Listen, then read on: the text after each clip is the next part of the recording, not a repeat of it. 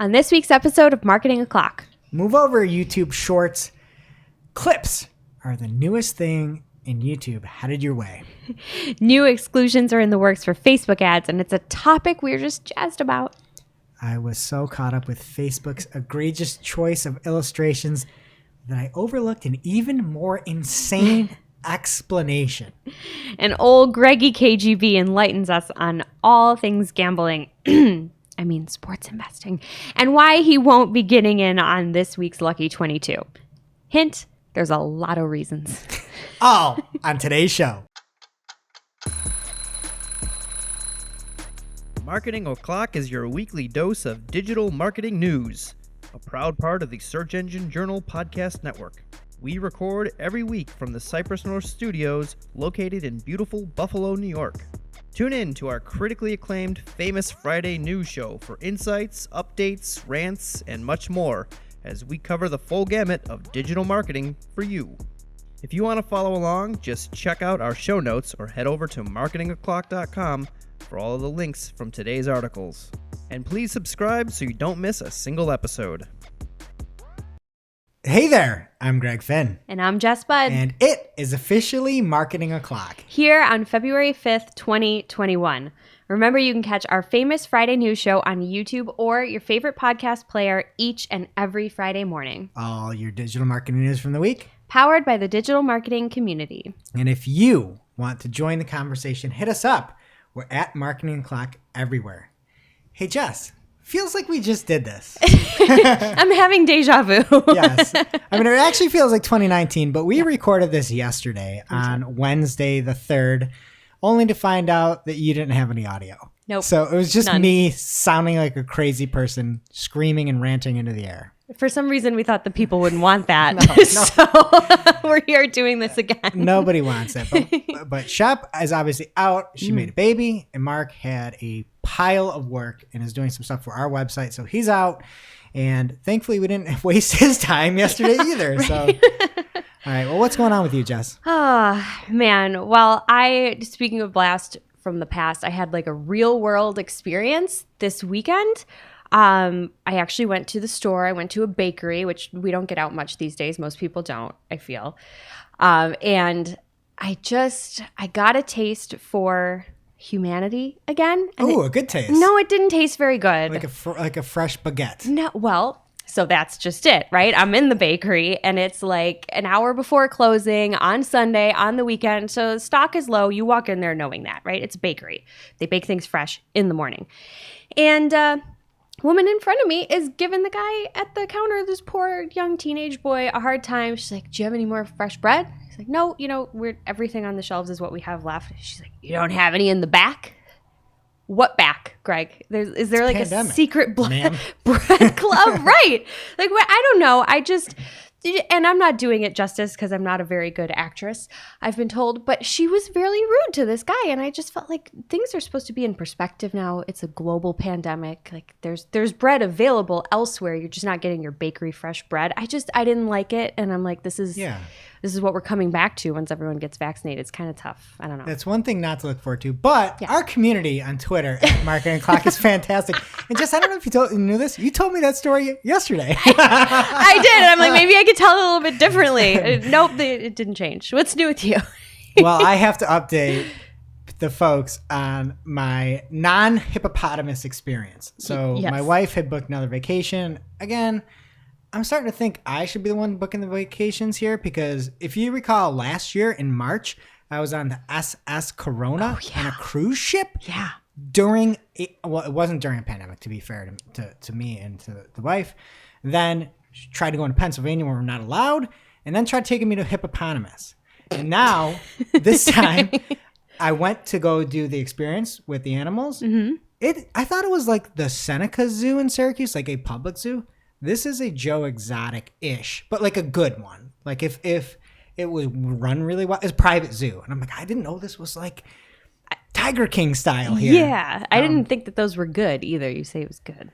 It was good. And I told you this yesterday, but I went to the Buffalo Zoo here, and when it was time to feed the polar bears, I ran over. I'm like, I gotta see this. This is gonna be so exciting. And the polar bears laid on the ground when a Rubbermaid canister of kibble was spread out on the fake snow. And it was one of the most disturbing things I've ever seen. And that was a public zoo. So this was actually really cool. The animals were awesome. You get to see these giraffes. They're huge. They have these heads with these horns made out of hair. It's like the hair is like gets so wound up in there. They don't really use for anything. And they like love humans. It's so cool. That's wild. And they like go try to get your attention. If you talk to the one giraffe, then the male comes over and starts trying to like actually like bump his head into you to get attention. It was actually cool. And it seemed like everything was run really, really, really well. So that's nice to hear that the welfare was in check. But I want to hear more about these hair horns because I didn't know. I know they have like nubs on their head. They're made of hair. It's made of like very condensed hair. I guess it's not a bone. This is also what the private Joe Exotic told me. So maybe don't take it like take it with a grain of salt, I guess. That's pretty cool, though. I'll take that knowledge. I'm going to share it with everyone. And if you want to inform us of what that really is, or if you've got a grievance to air, spicy take to share, give us a call, call.marketingclock.com, leave us a voicemail, and we can play it on next week's show. And we haven't had a lot of voicemails lately, so I've got a shirt, a long sleeve, awesome shirt. It's the Raise Your Budget shirt. I think we have a small, medium, or a small, large, and extra large. So first caller that we get gets a Raise Your Budget shirt. Shout out to Joe Martinez. And don't forget that our fearless leader, Christine Zernheld, a.k.a. Shep, wrote a book, The Ultimate Google Ads Playbook. Find prospects online, deliver the right ad messaging, convert leads, and accurately measure success with Google Ads. It is in paperback and Kindle format, so no excuses whether you like that new book smell or prefer just to read on a screen. There's a copy out there for you, and you should grab it if you haven't already, but hopefully you have. And we are just on a content tear here at Cypress North. We have a new podcast with our amazing Jill Fetcher, the Chief Growth Officer here. She's got a brand new show, The Agency Scoop, and she basically just gives away the secret sauce to what we do. We've got a new one coming out this month. It's going to be monthly. But check it out. This past month, there was a very special guest on the one and only Jess Budd. And it talked about what our core principles are as an agency. And so if you want to see a little more look behind us, or if you want more Jess, check it out, The Agency Scoop. All right, and on to this week's news. First up, YouTube has launched a sneak peek of its new video sharing feature, Clips. So move over, Shorts. We've got something new in YouTube here. But Clips is a way to select a very specific portion of a video between 5 seconds and 60 seconds, and anybody can do it. A creator can do it. Somebody just watching a video can do it. And the nice thing is you can give that a title. So one might be, the Jess Bread story. And then we can go back it's so good. and hear about the baguettes. And you can get that section, and then I can say, not looking forward to going back and seeing meanies in real life. And you can make that clip. Another cool thing is if you go to marketingclock.com, you can sign up for our newsletter and get all the stories each and every week delivered right to you. But there's a link over to a YouTube video where you can actually make clips on the video itself. Yeah, because it's not out yet wide. Correct. It is not out yet. Worldwide, it's rolling out, I believe, to gaming channels first and live streamers. So it cannot be used on kids' content, live streams without DVR, live streams over 8+ hours, which... I mean, that's long.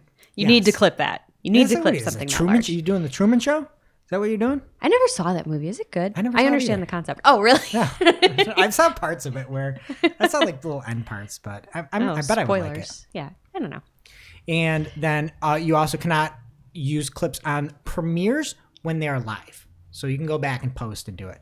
So Jess, what are your thoughts? I thought this was actually pretty cool. I did play with the demo, and it is as simple as you described, Greg. You just click where you want to start, where you want to stop, and you could add a little title. So that's really cool if you're sending your mom like a yoga pose or something. You could be like, this is the pose I was talking about, Mom, and just share it. But when I saw this at first, I did think it was kind of weird that you could just clip somebody else's video. But the nice thing that YouTube does here is it creates a URL to share the clip, but it doesn't create a unique video. So it brings you to that original video. You cannot steal content with this. They thought about that. Obviously, it was very thoughtful. So I like it. I think it'll be great for us too if we want to share like a piece of this show with somebody or, anything with clients, just like a little snippet. If they don't want to watch a 20-minute video, you can send them exactly to something. I think it's great. I think it's very useful in a lot of ways. Yeah, and one of the big things is I think it's going to lead for a lot more collaboration, especially when you've got fans, right? You've got fanatics. Fans is short for fanatics. And you've got somebody interacting with YouTube channels, and you can just pull out little elements, share them. And again, it's a way that everybody can kind of relate and interact. So I love this change. Sign me up for clips. Yeah, I'll take it. Okay, and next up is some new news. This is something that actually, maybe this was all a good thing that we lost our audio the first time, because Google is expanding phrase match to include broad match modifier traffic. And this comes from George Wynn over on Search Engine Land. And there was a bunch of chatter on Twitter that this was coming, and it has arrived. So, sadly, a quick recap of the change within Google Ads. And I'll back up a little bit. So in case you don't know what broad modified match is it really dials in the broadness of a term. So if you have broad match, you might have something like a soft drink, right? Mm-hmm. And broad might say drink means slurp, or soft means, I don't know, I don't want to say anything weird, but it matches in a wide spectrum, and it takes a lot of liberties. A lot. Too many liberties, in my opinion. And when you put the modifier on, it's a little plus sign you put before that, and it limits the liberties that broad can take, and it kind of reins it in a little bit. And I see a lot of success with broad match modified, or saw a lot of success, but that is now going away. And so the advertisers will now have the opportunity to do broad match, phrase match, or exact match. Does that all make sense right now? Because I know it's a little bit of nuance because broad match modified is technically broad. You following what I'm putting out? I'm following. Yeah, I think, yeah. So if you had modified broad match in your campaigns, they will be going away and essentially turning into phrase match. And what will happen is if you only had one specific portion that was modified, so let's say that I had plus, that's the modifier, marketing podcast, it would have to stick to the marketing really tightly. And then podcast might turn into show or radio, audiobook, physical book. It can turn into a lot of stuff. But in this case, moving forward, that will turn into phrase match. Mm-hmm. So if you have that in there, it is on the way out. So this is coming soon, too. I know that the rumors started on Twitter, and then we saw official announcements start to roll out. So the email that I got from Google says that this is going to start happening on February 18th, which is about a week and a half away, that the phrase and broad match modified keywords will begin to match the same user queries, which are their words, not mine. So that's an interesting thing because you still have two different keywords there. They're not merging them. They're still going to exist. So I guess leave it running and watch closely, see what happens, or pause one and not the other. I don't know. It'll be interesting because they say that they're going to begin to start matching then. So who knows? But then I think by July, right, it's going to fully replace. And just so we're clear as mud here, broad match modified is going away, mm-hmm. and phrase match is expanding. Yes. So not only should you not rely on broad match modified anymore, you will see performance changes with phrase match. And Google, from their article, said, to give you more control and better reach, we're bringing the best of broad match modifier into phrase match. As a result, phrase match will expand to cover additional broad match modifier traffic while continuing to respect word order when it's important to the meaning. Okay, but how is that more control if you're expanding something? How could that be more control? Honestly, how could that be more control? Right, they're two different things. I want two different things. It is the definition of less control Were you saying now phrase match doesn't care about word order? That's less control. Like, that is objectively less control. Yes. Which, by the way, Greg, I don't know if you know this, but you don't need to take any action to benefit from these updates. Oh, fantastic. That's Thank an you, exact Jess. quote. That's an I exact appreciate quote. that. One of the additional elements that Google is requesting or recommending, let's say, is that when paired with smart bidding, these broad match signals can help you unlock new opportunities for your business. And they've got a case study in here. And let's play a game. What's missing from this case study, Can't Jess? wait. Okay. I can't wait. I feel like I know the answer already, but you go ahead. Online food delivery service JustEatTakeaway.com tested this combination and said, we've been surprised by the results of using broad match with smart bidding. We saw a 127% increase in conversions while hitting our goals. Do I have to buzz in? I'm the only one Yes, here. But Jess. how much did they spend? Oh, we don't know. We have no idea. We have no idea. I bet they raised their budget. But maybe what if they spend 150% more? And they got 127% more conversions. Maybe they're meeting their goals. Maybe one of their goals was to spend more, so they met it. Oh, hey, raise your We don't know. budgets. There's not a lot of context there at all. Thanks, Google. In one element, and I'm going to be Mr. Brightside here today, Jess. Are you? Glenn Gabe had a picture of Lou Ferrigno, and it was me, and he said it was me when I learned about this match, which it was. It's fair to Glenn. Glenn's never wrong. Pause. Who's Lou Ferrigno? Because I know I'm not the only one out there that doesn't know. Oh, the old Incredible Hulk. What? Lou Ferrigno, the old. That's Hulk Hogan. That's very different. Hulk Hogan and the Incredible Hulk Oh, are very different. Mark Ruffalo, the green guy. But I mean, think about ask your parents who the Incredible Hulk is. Okay. There was Arnold and Lou, Arnold Schwarzenegger, Lou Ferrigno. Wow. Yeah. Poor Lou. I've never heard of him. Does he get to the He's chopper doing fine. eventually? Yeah. He's a GIF that Glenn's sending to me, so he's doing fine. Okay, and so one thing of note, and this is Mr. Brightside here. In addition, keyword matching is now more predictable. An exact match keyword that is identical to a query is now always preferred as long as it is eligible to match. So that's one little element that if you've got exact match and phrase match or broad, as long as it's eligible to match, which means you have to check your ads and check your keywords and make sure that everything's fine, that according to Google, it is now always preferred, the exact match version. So, Jess, what are your thoughts? And I don't like when Google tries to position something as helping me and giving me more control when they're actually taking away my control. But personal feelings aside, just so everyone knows the facts, what is happening is beginning February 18th, broad match modified keywords will begin matching the same user queries as your phrase match keywords. You don't need to do anything. You can leave them there. It's fine, whatever. But they did say come July, and they didn't give an exact date, but I'm sure we will hear about it, talk about it more on this show, so please listen. Then at that point, whatever day in July that they make this change, you will no longer be able to create broad match modify keywords. So I don't know why you'd be creating more now since it's going to behave the same as phrase match anyway, but if you do need to for some reason, you still can until July, but it's not going to do anything different than your phrase match. So that's the big thing here. Yeah, and one final parting thought on this.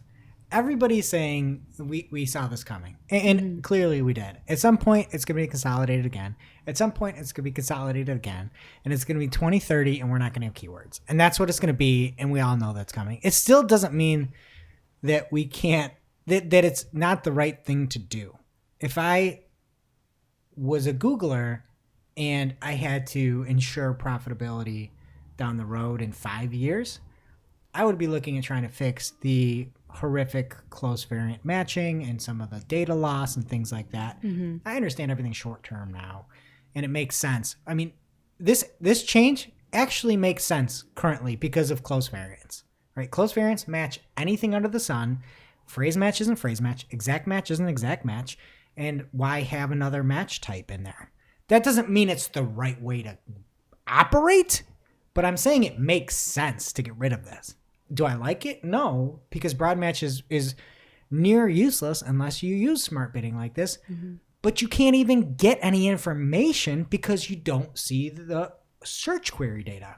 So you can't even use it to prospect well anymore. That's a good point. And then the close variant matching has gone completely off the rails, bonkers, so much so that, some people could put 2 and 2 together saying the close match isn't close anymore, and now we don't show search query data, and you just have to trust the process. So I understand and I get why, and it actually does make sense to try to condense some things, but at the core portion of this, you can still give people more control. But that's not the way it's going, and I understand it. It's still not the way I would operate if I cared about the longevity and having a ad platform that nobody could compete with and nobody could touch. Yeah. But that's not what they're doing anymore. No, it'll be interesting to see if Microsoft does or doesn't go along these lines and make a similar change or not later on the line, because they're starting to differ a little bit from what they do with Google. So we shall see.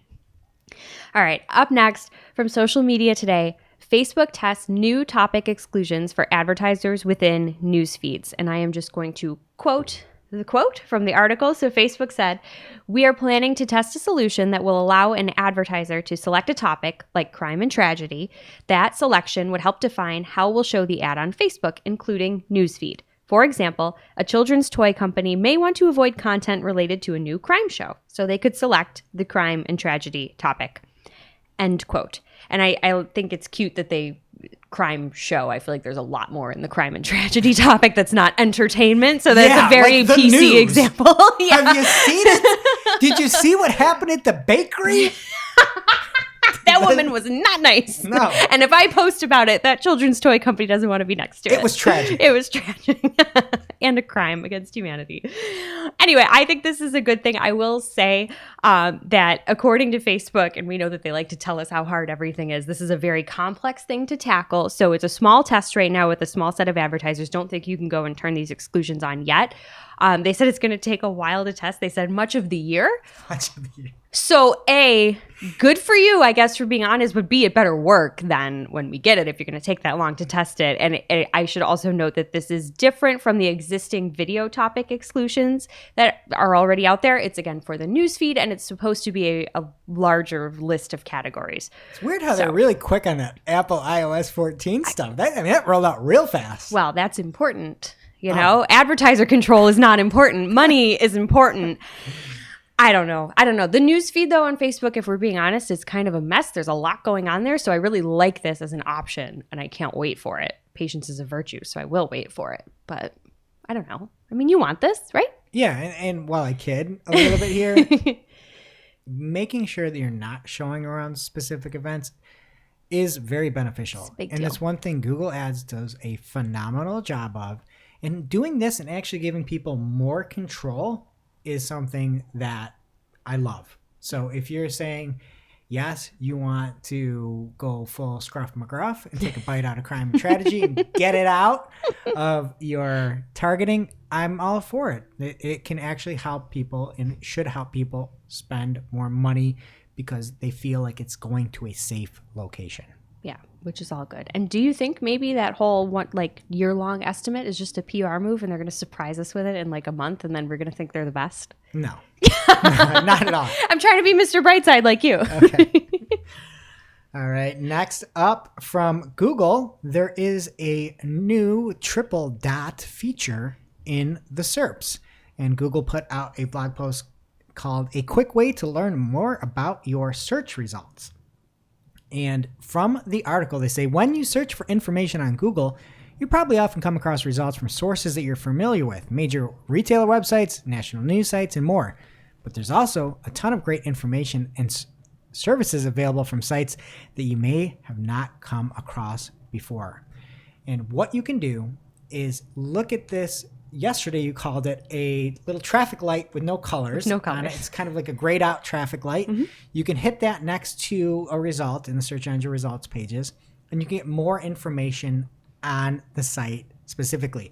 If a website has a Wikipedia description, it can show additional context from the Wikipedia. And then you can also see other things like when Google first indexed a site. So you can see they indexed this 10 plus years ago, or they looked at Marketing Clock 3 years ago, all that good stuff. That's cool. And so when you click on those little gray traffic lights, you can see about this result, and you can hop right over to your privacy settings. It opens in a new tab. you can click and see how search works. It opens in a new tab, and you can hit cached. And for most of them, I've seen cached. Sometimes in the past, websites weren't available to be cached. And so, Jess, you get more information. You can see if the site is secure or not. But you think that I got no problems with this, right? I mean, I know you, so I know you have a problem with it. There's no way you didn't find something you don't like. I know, and this is sort of like Groundhog Day. I mean, we are. are. Ryerson here, so I know what your problem is, but Yes. tell the people. So my problem is that it's my problem with the Google My Business listings that show up where you see similar sites. Mm-hmm.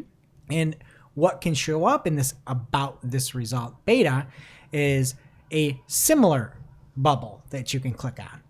And it doesn't show up for everybody, but an example is if you go look for Search Engine Journal, you can see a similar bubble. When you hit similar, you then see a bunch of basically results that are related to Search Engine Journal using the related search operator. And you can see Search Engine Roundtable, where Barry runs that fantastic site. You can see SEO Book, Moz, Yoast, all these other competitors. But it doesn't show for everybody. So like example, so you do a search for Search Engine Land, and there's nothing that shows up as similar. Additionally, when you do a search and you hit that similar, it whisks you away from your search results. And that's the thing that drives me crazy. Because obviously, when you look at some of those, everybody in this industry is friendly, but you'd probably say that they're competitive, right? For sure. And yes, if you could get, like they're competing sites for search news, and you're taking people off of that result. It's just another way to get another search in Google and move people away from what they were looking for when they, were learning about the site and then got filtered off to something similar. And when you say whisk, let's just clarify for everyone. You were saying about privacy settings and how search works and all that, they open in a new tab. That's not the case with similar, correct? We tested this yesterday. It opens in the same tab. Opens in the same tab.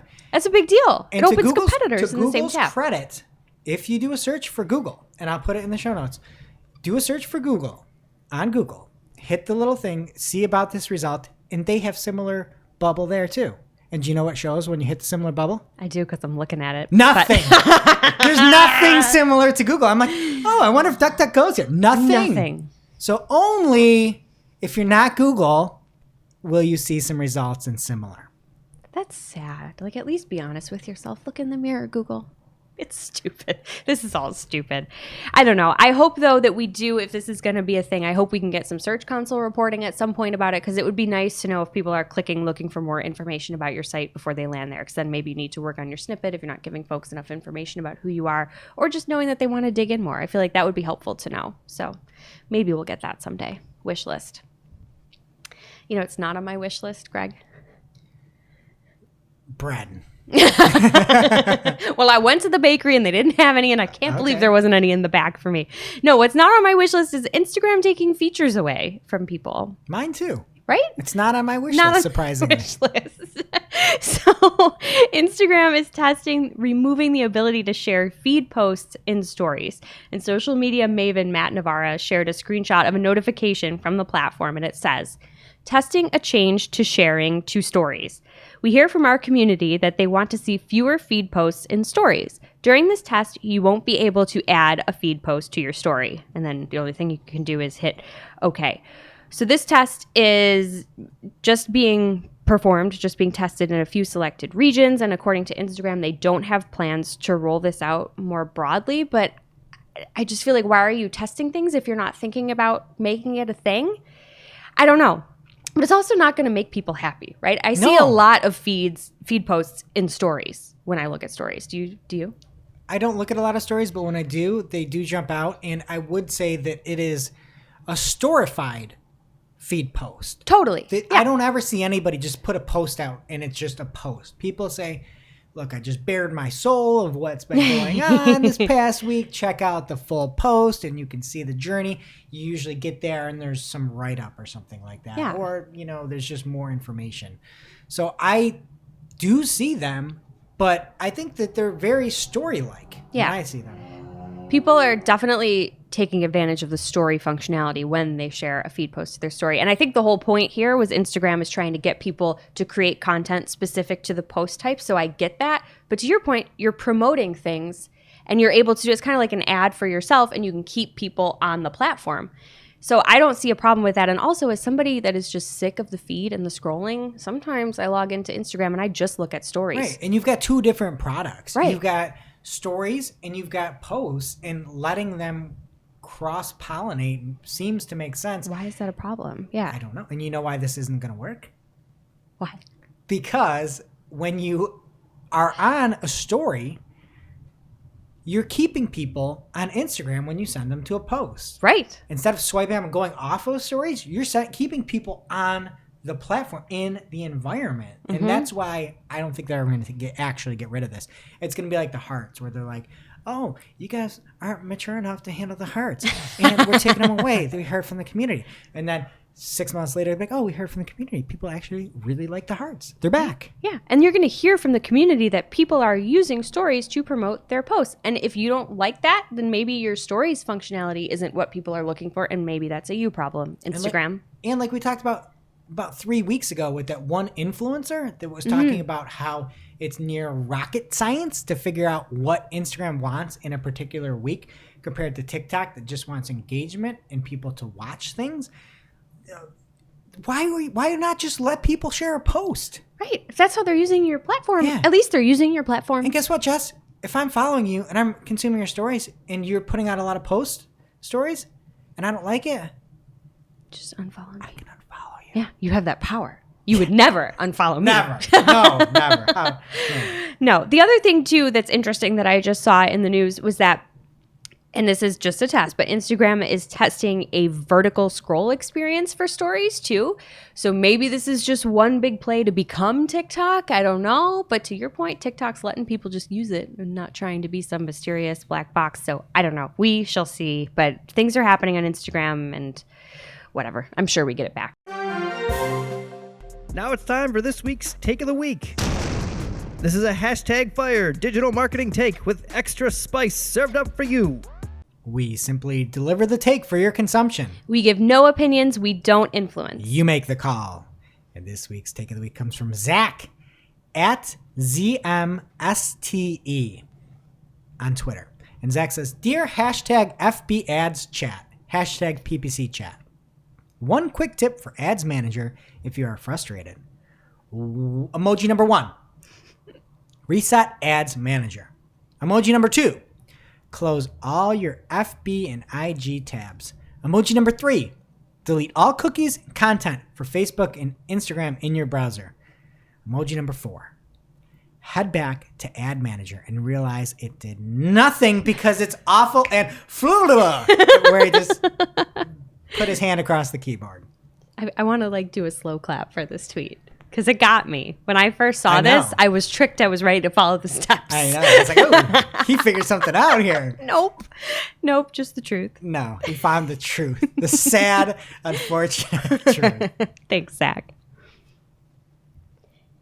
And now it's time for this week's ICYMI. This is something you just might not have seen. Maybe something that you overlooked. But you shouldn't have. ICYMI people. This week's ICYMI comes from... And this week, we hear from Dwayne Brown, at Dwayne Brown on Twitter. And he has a phenomenal thread on Google Shopping ads. And there is a lot of content in here. Mm-hmm. If you do anything shopping ads specifically, check this out. If you do anything Merchant Center specifically, check it out. And I'm just going to start with his number one element that he had a lot of different tweets on and is completely accurate. He says, number 1, undervalue shopping feeds. No matter how much Google says it, brands and agencies continue to not touch the shopping feed. It's boring and painful work, but it's the work your competitors won't do. You can not campaign structure your way out of a subpar shopping feed. That's beautifully written, too. And that's just one of the tweets. Yeah. Dwayne's got so many more tweets. So check it out. If you want everything from this week's show and you want it in your inbox each and every week, head over to marketingclock.com. Sign up for the newsletter. You get all the links from every article right in your inbox weekly.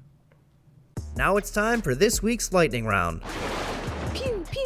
At this point in the show, we split up our content into 3 parts: paid, organic, and social.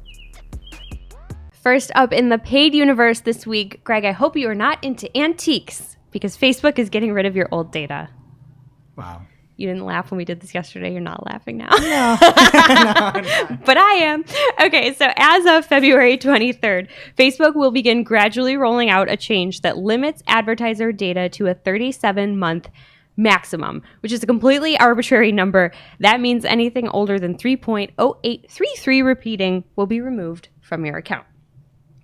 And first of all, I don't trust anything that Facebook says. So when they use the word gradual, I ignore it. I think we should all prepare for this to be an immediate thing. Get into your ads account now, your Facebook ads account, and download all of your historical data. Because once this change does roll out, you won't be able to get anything from prior to February or whatever date it is that it rolls out to you, 2018. It's also funny because you don't trust that. I don't trust the fact of anybody having some random odd number. I feel like somebody read it in like a business book. And it's like, oh, instead of like 36 months, that's 3 years. And people will know that's arbitrary. So if you say 37, people might take you more seriously. Yeah. But I did the math because I have a calculator. And I know most of our listeners probably have a calculator too. It's built into their computers. So yes. We're all checking the math on Facebook, and they totally made that number up, and it's stupid. And if you're thinking that, well, a lot can change in 3 years and I don't need my old data because my accounts are in way better shape now, that's all fine, but you want historic context for stuff. So you're going to want to download this because heaven forbid at some point you want to say, oh, things were really great back in 2017. Let me see what I was doing, what was going on, and then you won't have that data. So I know it sounds silly, but you could just save an Excel file on your computer. I absolutely hate it because the pros are you could look back and say, over the past 5 years, Facebook has driven $100 million of revenue. But now you can't. You get over the last 37 months, we had $3 million. And you why would you get rid of that? Right. You already have it. Buy another server, bro. Yeah. You got money in your Facebook. Maybe they don't have money. I don't know. We'll see. Anyway, download your data. One last print ad and give us our data back. The New York Times is very expensive to advertise the full page ad, Greg. Anyway, download your data. People, please save it. Save your future self. All right. New from Microsoft Advertising this month, an updated offline conversion import experience. And that will include the ability to update or delete existing offline conversions with your new import, which is cool, and the ability to schedule automatic recurring conversion imports, which will save folks a lot of time. And that's something I think you need FTP access. So there's probably some technical requirements. So do check out the link for more details if this is something you use, but at the same time, still great, right? Do a little setup. Go through the motions, and then you won't have to import things manually every week or month or whenever you do it. I love to see that. Some other quick updates that are coming from the Microsoft Advertising blog. Custom columns, which began rolling out back in December, are now available everywhere. Woohoo! Yeah, more things for more people.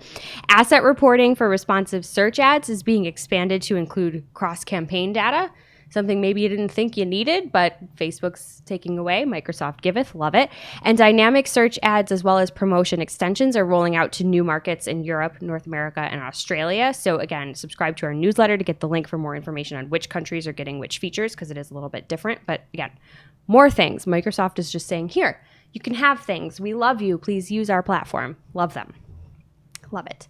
All right, next. From the Wall Street Journal, despite ad spend taking a hit in early 2020, overall 2020's numbers are in, and Alphabet Inc., which is Google's parent company, reported a 22% increase in revenue from ad dollars compared to the previous year. Raise your budgets.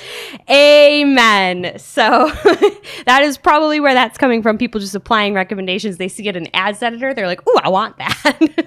So there you are. And for more about Google's journey in 2020, you can check out our latest Marketing a Talk episode on the Search Engine Journal YouTube channel. It is a look back on 2020's significant Google Ads changes and how to have success in 2021. Greg and Mark, our very own, hopped on with the icon Ginny Marvin and Anu from the world famous #PPC Chat Roundup to discuss the latest with Google Ads and, again, how you can weather the storm and do well in 2021. So it's a great watch for anyone that is using Google Ads, which I know is probably most of you. So speaking of Google Ads, it is time for our segment Beyond Google Ads, because Google doesn't care about you. But we do. And I feel a little dirty this week saying that because I not only had one, but two very good calls with Google reps. Yes, very, very good. Amazing. Like, I feel bad, but I'm going to hold the line here. And we're still going to give you more information this week from Greg on Twitter, Greg_ASQUITH. And he says, I worked out what rehashing means. When users click on links that appear to be from the site they are currently on, they are redirected to trc.taboola.com as their first party, and this is on metro.co.uk. And the cookie ID is literally passed as a plain URL parameter. It's hard to describe what I'm saying right now. So go follow Greg on Twitter and look at this. I thought he was full of it, where he's like, oh, you're just passing this in and you're like forcing a first party cookie. That's what Taboola is doing with Metro. They are. You should look at this video that Greg has where you click for the next story. You don't know that it's being redirected to Taboola URL, getting cookied, being redirected back to Metro, and most people aren't seeing it. It's crazy. And I'm not condoning this. I'm just saying they're doing it. They're figuring out, Taboola is figuring out a way for first party cookies. So check it out. It's a fascinating tweet. And if you are seeing performance issues and you don't care about it, like, hey, maybe Taboola is for you. Amazing. Well, that's it for paid this week, Greg. What is happening with organic? Well, we've got a lot of news in organic here. First and foremost, the Search Console Discover Report now includes Chrome data. So when you go to Search Console, you click on that little asterisk looking item for Discover. You only used to be able to see mobile traffic from Android and iOS. Now, because Discover traffic does come from Chrome, you're going to see that volume as well. So you're going to see your Discover numbers jump, basically. And I dig it. I don't know why you wouldn't have that in the first place. If it's Discover, it should be there. And I think more people, like, again, the more people see this volume, they're going to pay more attention to it. And it's something important. It's something that we're working on here at Marketing Clock and kind of going a little bit deeper on this in the coming month. All right, another thing that happened on Twitter this week was from Lily Ray, and she said, 2 feature requests for Daniel Wassenberg in Google Search Console. Please allow the selected date filter to stay applied while navigating between search results and Discover and News, and please offer a compare to the prior period button in the custom date range section. And Daniel replied saying, here's a hack that may help. Choose a custom range and apply the filter. Open the filter again and choose the comparison mode. This will give you the comparison to the previous custom period. In summary, it's a feature, not a bug. Smiley emoji. I was going to look and try it out, but Glenn Gabe at Glenn Gabe on Twitter confirmed it for me. And if he confirms something, it is confirmed. So check it out if you want to have a little time saving there. And then over on Google Analytics, they put out a tweet saying, new, to help you explore or teach Google Analytics 4, we're introducing the availability of 2 new demo properties in the demo account. The properties include typical business, web, app, marketing, e-commerce, and gaming data. I checked it out. It's awesome. Yeah. If you don't have e-commerce access and want to see the power of GA4, you can hop in there. I think it's like Google's, I don't know, merchandising site or something. You see things like it's a red coffee cup top or something like that. And you can find out like how much were sold. I think it's probably fake data, but you can get all that information and see GA4 in action if you don't have it yet. Are they selling lids separately from cups? I believe so. I believe so. All right, well, good for them. Make that money. All right. And then next up from Brody Clark, going down under here. Brody has a post titled Google Key Moments, YouTube Video Timestamp Desktop Test. And that's a lot of terms in there. Mm-hmm. But since, I think, November 2019 or so, Brody's been really watching Google's key moments, and then the timestamps. And they were first on mobile. They started showing on desktop. And he talked about it being, again, auto-generated and has a bunch of different examples here. And it does help to make sure you have timestamps as well, but they are now being auto-generated. It doesn't mean don't put timestamps in, put timestamps in. And I think it looks great on desktop. The example is how to make an omelet, and you can see from 1 minute, 16 seconds, add a bit of milk or water at this stage, because apparently that's one of the important steps here. So pretty cool. Love to see it. Mm-hmm. Next up from Google Search Central on Twitter. If you're using data, vocabulary.org, structured data, keep in mind we no longer support that format for rich results. Not going to hurt you. It's just not going to enhance your presence in the SERPs. And then heading over to Search Engine Journal, Matt Southern has a post about Core Web Vitals that came from a Webmaster Hangout with John Mueller. And the title of the article is, I think, a little bit misleading because well, I'll get to it. But it's called Google All Core Web Vitals May Need to Be Met for a Ranking Boost. And when I hear boost, it sounds like a lot. You hear boost, and it seems big. Yeah, and, it's not like a little bit. Right. And Glenn Gabe had a great post, and I'll have to find it and tweet it out on marketingclock.com. But a lot of times these things are like tiebreakers or like enhanced. Like it's a lightweight signal. So... And when I'm saying that because when you hear the word boost, that seems substantial. For sure. But your metrics are substantial. And if it is greatly impacting your metrics, then maybe do something. But don't jump to conclusions. And I saw a really funny tweet from Oliver H.G. Mason on Twitter where he said, improve core web vitals by disabling your checkout. He's joking. Yeah. Right? Joking. Okay. I'm like, that's bad advice. Nobody do that. Well, you don't have to go to the cart. The cart's I'm sure slow. it would work, but then who cares if and you again, rank? Yeah. Google's Okay, it's a joke. Pixel page, which is arguably their most important product, I think is single digits on desktop from their core web vitals metrics. But the overarching element here is you can't just do really good on one of the web vitals. It's an overall score. So if you are very slow on everything and you have one thing good, sorry, it's the summation, not just one of the little elements there. That's fair enough. Yeah. I mean, that's with anything, right? You can't just do one thing well. You got to be great. Strive for greatness.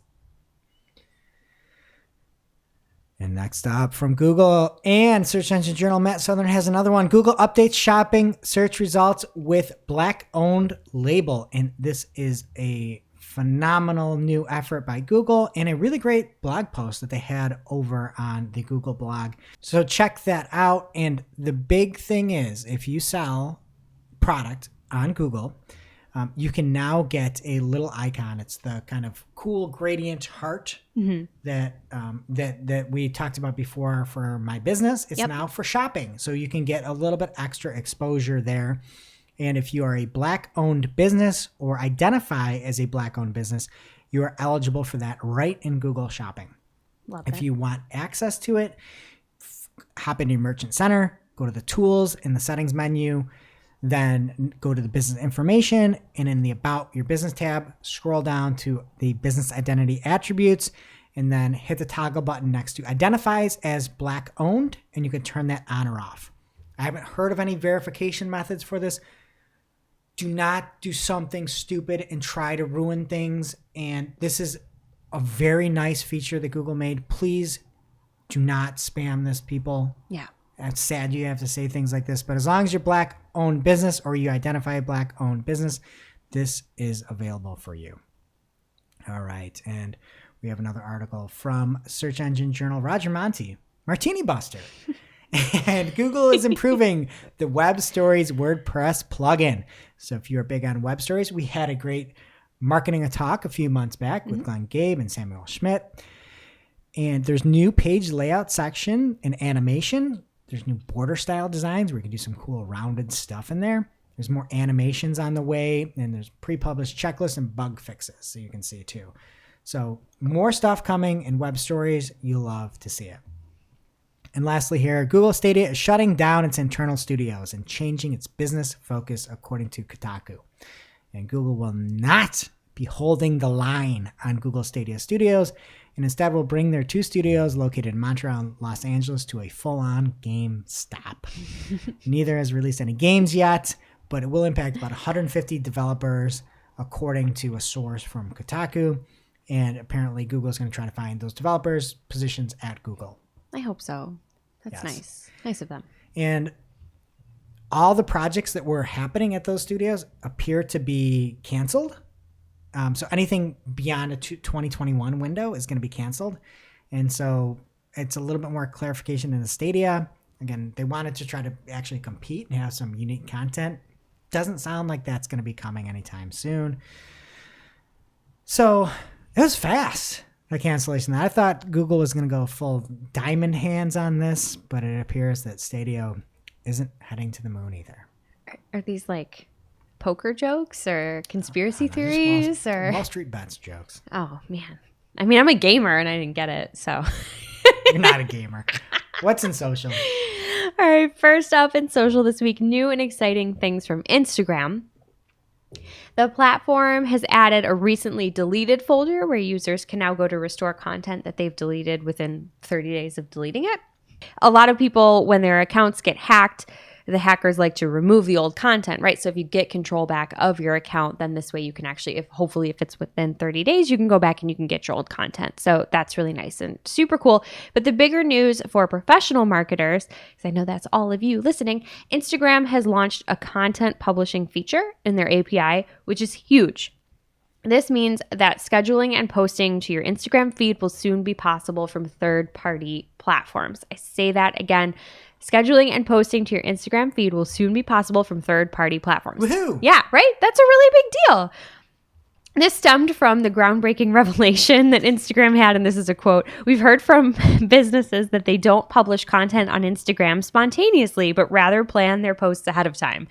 End quote. Wait, people don't like typing on mobile as a business and having to every time not be able to like see the full picture of what you're doing. Instead, you're just on the Instagram app. Weird. Right. Yeah. I mean, first of all, yes to all of that. Second of all, everything in business needs to go through approval processes. People are sitting at a desk and heaven forbid you're on your phone and your boss sees you. My boss doesn't care. But like, you know what I mean? They're like, hello, welcome to the real world. People in business need to plan ahead. So I think this is great. The API will support single photo and video feed posts for Instagram business accounts with a limit to 25 API published posts within a 24-hour period. Greg, maybe that's an arbitrary number. You want to talk about that? 25 and 20. Just make it 24. Make it 24. Slightly more than one an hour. That sounds completely reasonable to me, but if for some reason you are posting more than a post an hour and this 25 limit scares you, it's just 25 posts from the API. You can post in general as much as you want. There's no limits there, so don't be afraid. All right, and for any of our dear listeners that used Twitter's Transparency Center for research, I'm sorry to say it is gone. This is a quote from Twitter. As of January 25th, 2021, the Ads Transparency Center is no longer available. Please visit business.twitter.com to learn more and download a historical archive of all political and issue ads prior to the prohibition of both political and issue ads on Twitter. End quote. So I know I'm a big fan of downloading historical data. I just told you to do that for your own ads account. I don't know if you need to download this archive, but if you want it, it's there. If you were using the tool, I'm sorry, it's not anymore. Living historian, some have said. Some have said. Hey. All right. Next up, like Google, Facebook has also reported record revenue, and this is creepy, spooky. It was exactly a 22% increase year over year, which is the same percentage as Google. So I don't know if anybody out there is playing roulette or quick draw, but you should play that number.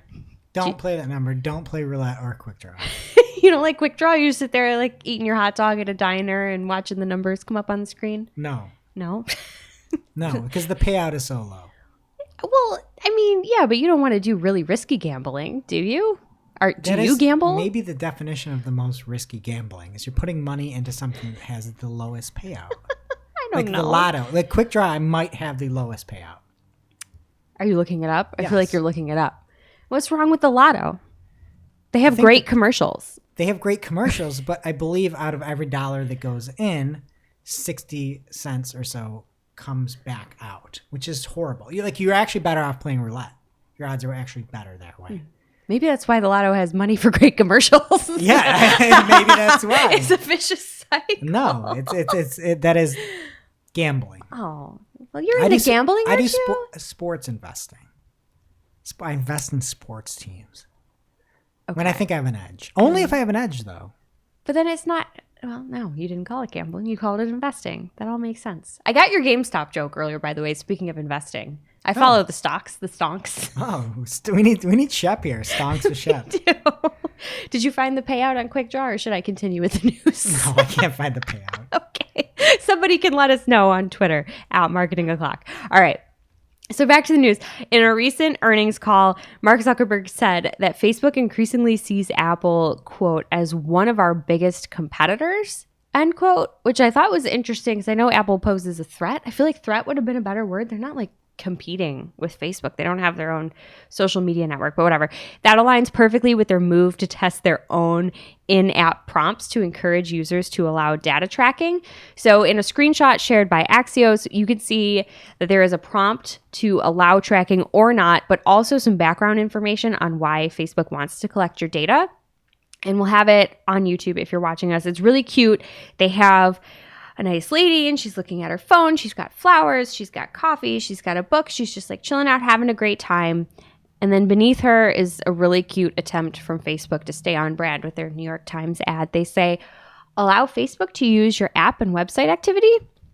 First point, get ads that are more personalized. Okay. Second point, support businesses that rely on ads to reach customers. So yeah, they just want you to support them, but I appreciate the attempt at sticking to their guns and just trying to look like they just love small business, because you know that they do. And I went on a full rant yesterday when we recorded this first time. And this woman's got these 3 beautiful things around her and is staring at her phone and touching it. She's opting into ads. What are you doing? You've got hot coffee on a book. Like, you've got fresh flowers and you're not looking at it. But then the fact that the message is support businesses that rely on ads to reach customers. There's nothing Facebook cares about less than small business. There's nothing they care about less than small. I feel like sometimes I'm in the upside down. For sure. And you're saying they're like, we care about small. No, I'm trying to contact to get to help a small business out that wants to spend more money on Facebook. Their chat forms are broken. I just sit around all day long hitting the chat forms, and then I have to go bug somebody and find a way to get around. Like, it's incredible. They don't care in the least bit. It's broken assuming you can even get to it. Half the time it just has contact support in a big, definitely probably an H2 or an H1, and they don't put any way to contact below it. And now they just made it stop working. It does not work anymore. It does not work anymore. And to the fact as well, we've got listeners now. I guess they just like, they love it. They love the hate for it. Somebody, Jarrett, had contacted us and he said, now I can't activate the account. I disabled the account and I cannot contact anyone at Facebook anywhere. Is this right? No chat option, no email, just support pages loops that bring you back to the same place you start from. I am in complete limbo here. And we're trying to work it through. I'm like, you're out of luck. He figured it out, but I'm glad. It's a problem. And to say you care about small businesses is disingenuous in the nicest term possible and in the most aggressive term possible. They should be jailed. Jailed. Absolutely. And I just want to flip the script, right? This statement, rather than say it to me, because I will support businesses whether they rely on ads to reach customers or not. Facebook, you should support businesses that rely on ads to reach customers. Oh, you know something else that would help small businesses? What? Actually giving reach to small businesses on Facebook. That'd be nice. That's a whole other can of worms. Is that a thing? Think of all the ways. If we got in there, we could help small businesses. We'd have support, greater reach. It'd be phenomenal. It'd be great. But you know what? Instead, they're just too busy making this lady's coffee go cold because they want to prompt her to have her data collected. And as an advertiser, I hope that she hits yes. But at the same time, like, Facebook, you're rude, and I see what you're doing, and it's not very nice. And it is also important to note that while Facebook's 2020 performance update showed overall growth in daily active users last year, that number in the US and Canada in particular plateaued. So again, this to me is just a desperate move to make those users that they do have count. They're certainly not making anybody happy, and nobody's using it more, not in the US and Canada, maybe, elsewhere, but they're I don't know. It's just an obvious attempt to me to try and they're trying to play people, and I don't like it. Whatever. Rude. All right. Lastly, because nobody is perfect, not even the bird, Twitter has a new look, which Social Media Today's Jet Mariani nicely describes as driven by the complexity of everyday interactions in the Twitter universe. And that's very nice and very philosophical. I just describe it as like, bro, you dropped your CD in the rocks. Like, I know kids today won't get that, but have you seen this? It's just like scratches over blue. It's just blue that's like all hecked up. And you're like, these are the interactions? Yeah. They're like shards of glass interact. Like, it's weird. It's stupid. I mean, it's distressed jeans, right? Anybody can do that, but then you got like Abercrombie charging $1 million for them. That's what this is. It's just Abercrombie jeans. All right, now to our segments here. And we're going to start with keeping it on brand. And this comes from Reuters. And the article reads as follows. Google to spend $3.8 million to settle accusations of hiring and pay biases. So from the article, Alphabet Inc.'s Google will spend $3.8 million, including $2.6 million in back pay to settle allegations that it underpaid women and unfairly passed over women and Asians for job openings, the U.S. Department of Labor said on Monday. An actual line from the article. This is Reuters. This isn't like some Fred in a shed here. They say, Google said it was pleased to have resolved this matter.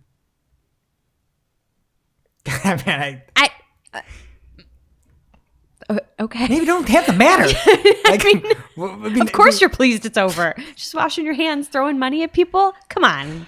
Okay. It's good writing. This is what they're pleased it's gone.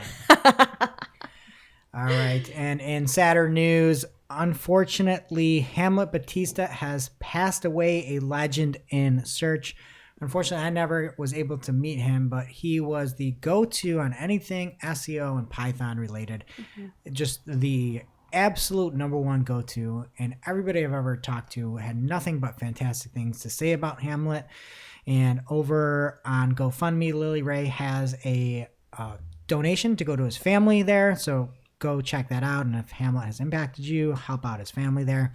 And there is a new Twitter handle as well, and I believe a website, SEO Pythonistas. Love that. In memory of Hamlet. So keep those memories alive and everything that Hamlet's done for the industry. Let it live on. Follow that handle there, SEO Pythonistas, and check that out. And that brings us to our real life segment, straight out of our accounts and into your ear holes. It's time for Working Hard or Hardly Working, where we talk about what's going on in our IRL work, good, bad, or otherwise. This week for me, I'm going to take a break from complaining and I'm going to talk about something that works well for us here. And I'm just going to call it the vibe check with clients. So right now we're in the middle of a project, essentially converting a brochure site over to an e-commerce site. And there's a lot of internal stakeholders where everything that we do is really, really important. They need this to work well. It's a test case, essentially, to scale things up for this company. So before we present our work at whatever phase we're in to the larger group as a whole, again, with a lot of these internal stakeholders, we've just been meeting beforehand, a couple days beforehand, with the project managers and the folks that we're working with more closely on the day-to-day, just to make sure that everything that we're doing aligns with their goals and, you know, what concerns do they have that they think the stakeholders are going to bring up, just so we can try and prepare to have some of those conversations and just make things go smoother. And we've actually learned a lot of things about the client in the process that they didn't bring up in previous meetings, and we were able to incorporate that and come up with a better deliverable overall. So this can be applied to anything outside, you know, it doesn't just have to be a website. It could be a new campaign you're working on or whatever you're doing. Just having that vibe check, if you will, and checking in before delivering something overall, I think can be really helpful for both sides and make things just go smoother. So a little tip if you're not already doing that, but if you're smart, you probably are. What about you, Greg? Well, for me, I had something that was working hard and is now hardly working, at least here at Cypress. I'm sure she's working hard on her own, but our very own Christine Zernheld, AKA Shep, did a lot of stuff, man. Like, she did so much stuff, and I'm trying to keep all the content alive. I'm trying to keep all the plates spinning, and sometimes you just don't realize how much stuff people do. And so I'm losing years of my life trying to fill her shoes, her very big shoes that I think are actually big, but just, you know, a lot of depth in the shoes. Small feet, big shoes. So, again, we miss you, Shep. Just a heads up, having really good people is phenomenal. And now for this week's Cool Tool. As a reminder, our Cool Tool segment is not an official endorsement or paid mention. We're simply sharing something we found in our travels that may be of use to our listeners and is really, really cool. This week's Cool Tool is the Structured Data Change History from Sitebulb. And what is it, you may ask? It is a timeline of changes in Google's rich results requirements or schema.org updates. And there's dates, obviously, because it's a timeline. But along with those dates, there are descriptions of the change as well as resources. So links to the documentation or the announcement from Google, which is really awesome and helpful. And you can look at everything if you want, if you're a history buff, or you can just filter by property type. So if events apply to you, recipes, videos, whatever it is that your content aligns with, you can just look at the history for that, which is really, really awesome. And it's great to look back, like I said, but if you want to stay on top of newness and things that are coming, they also have alerts. So you can sign up and get an email whenever something changes, which is great because it's always good to be on top of that stuff. So again, that is the Structured Data Change History tool, and you can grab the link from our newsletter or head on over to sitebulb.com/structured-data-history and check it out. Now it's time for our must-read marketing article of the week. An article so advanced, so in-depth, so detailed that we simply cannot cover it in its entirety on today's show. And this week's must-read marketing article of the week comes from Andrew Loke over at Savvy Revenue. And the name of the article is 2020 Review, 1 million ARR and 5 key lessons. Many people do recaps. Many people do recaps poorly. And you see a lot of tag fee this and that, and it's not real data, and it's not that enlightening. Yeah. This is maybe the best post I've seen in 2021 here. You should definitely check it out. It is so smart, some of the thoughts that Andrew has here. He talks about the balance between being new and exciting versus being heads down and doing the job, which is something I know we do this show, and this is the new and exciting, and then we're like heads down. It's right? Like, very close to home for us. Get up and breathe and try to throw a tweet out, but it's heads down work. And sometimes people don't see that, right? Like they're like, oh, I just look at the people making the loudest noise out there. Another thing I really loved is they have these kind of 5 questions they ask.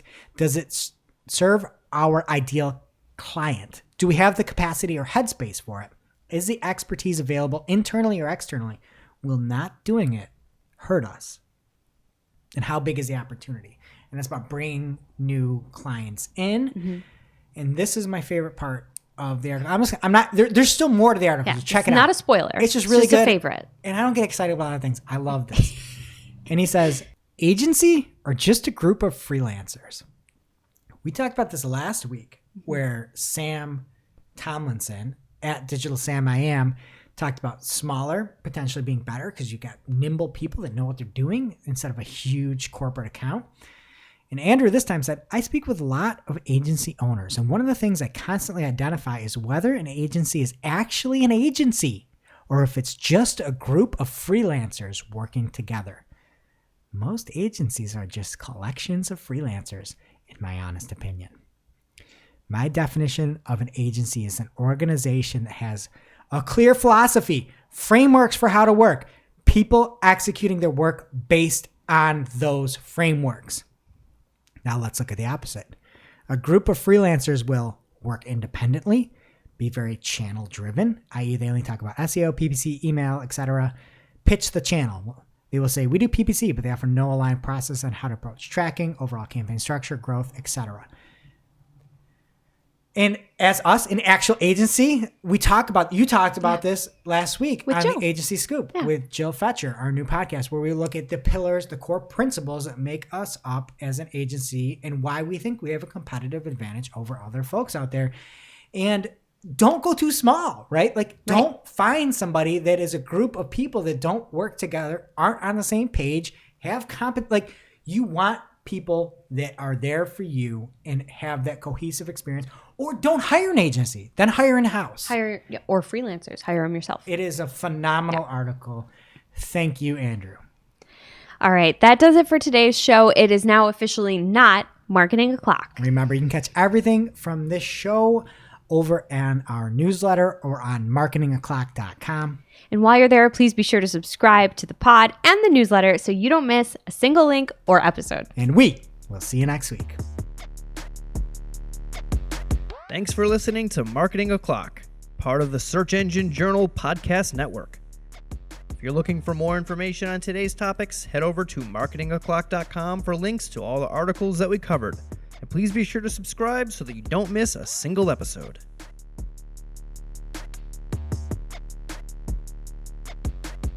Welcome to this week's Shootin the Heck, where after a famous Friday news show, we don't talk about marketing anymore. We just shoot the heck. And this week, we're going to be playing. Let me look it up here. Oh, everybody's favorite game this week. I didn't expect that, Greg. No. And we are going to be playing Poke Holes in This. And first up, I have to redo the one we did yesterday because you couldn't poke holes in it. I think if you slept on it, you might have some better holes to poke. I've slept on it, apparently. Okay. Yeah. So yesterday you said this was perfect. I've never heard a better idea in your life. And this is, I got thinking about it in a car. And I was looking at the car lighter, the cigarette lighter, and remembering how fast those things heat up and how hot they get. And it just burns that end of the tobacco and is pretty awesome. And I was thinking you could really revolutionize toast with these things. And my idea is you have a breaderette lighter in your kitchen. You punch it down. You put the bread on the plate. You put this lighter thing over the top of it, and you have instant toast. Poke holes in this. Okay, I poked holes in this yesterday. Oh, I didn't remember anything good. Okay, well, they were great. So I'll bring the holes back. 1, your plate's going to get hot, and your toast isn't. 2, anything curious like a pet or a baby is going down that hole, and that's not safe. And 3, I don't remember if there was a 3, but I still hate this idea. I think it's ridiculous. It's the fastest toast ever. And by sleep on it, if you mean forgot about it and I'm now enraged, yes, this is dumb. All right, I'm going to go with another one here to round us out. And everybody hates thank you cards, right? Writing them, getting them, nobody likes a thank you card. So instead of thank you cards, every phone, every number comes with a thank you line. And you can just quick record an audio thank you. And say, Jess, thank you so much for that gift. You got me a 6-pack of beer for my birthday. It was delicious.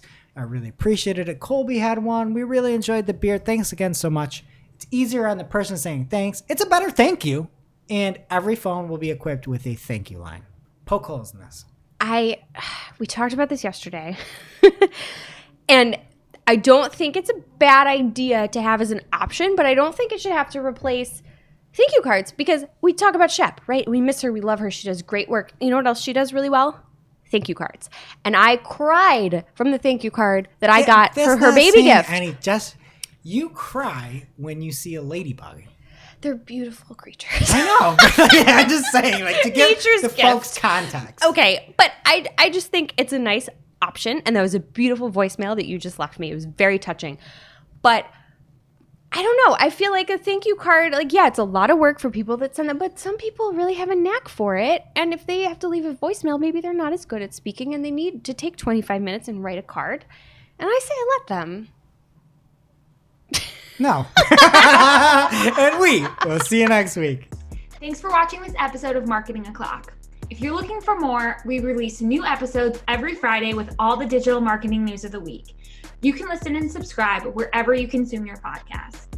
Or click to read all the articles from this show or watch the previous episode.